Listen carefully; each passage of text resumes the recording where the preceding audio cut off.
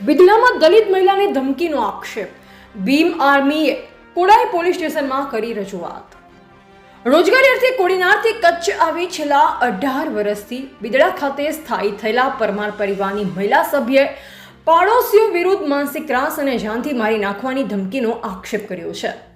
પીડિતા હંસાબેન ચેતનભાઈ પરમાર રહે મારુનગર સોસાયટી બિદડા દ્વારા કરાયેલી રજૂઆત મુજબ અમદાવાદથી આવી પડોશમાં રહેતા જયદીપ જાડેજા, વીરદીપ જાડેજા, કનુભા લદુભા જાડેજા અને પવનભા કનુભા જાડેજા દ્વારા છેલ્લા 3 વર્ષથી તેમના પરિવારને હેરાન કરવામાં આવી રહ્યા છે. હંસાબેનનો દાવો છે કે અગાઉ થયેલી મારપીટમાં તેમને હાથનું ફ્રેક્ચર થયું હતું, જ્યારે તેમના બાળકને ટુ વ્હીલરની ટક્કર મારી પગનું ફ્રેક્ચર કરવામાં આવ્યું. તાજેતરમાં જાતિસૂચક શબ્દ વાપરી અપમાનિત કરી જાનથી મારી નાખવાની ધમકી આપવામાં આવી હોવાનું પણ તેમણે જણાવ્યું.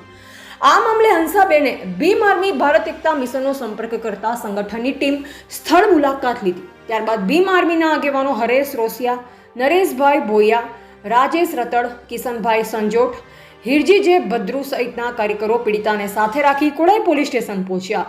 પીઆઈ શ્રી બીપી ખરાડી સમક્ષ લેખિત રજૂઆત કરી પીડિત પરિવારને પોલીસ રક્ષણ આપવા અને આરોપીઓ સામે કાયદેસરની કાર્યવાહી કરવાની માંગણી કરવામાં આવી.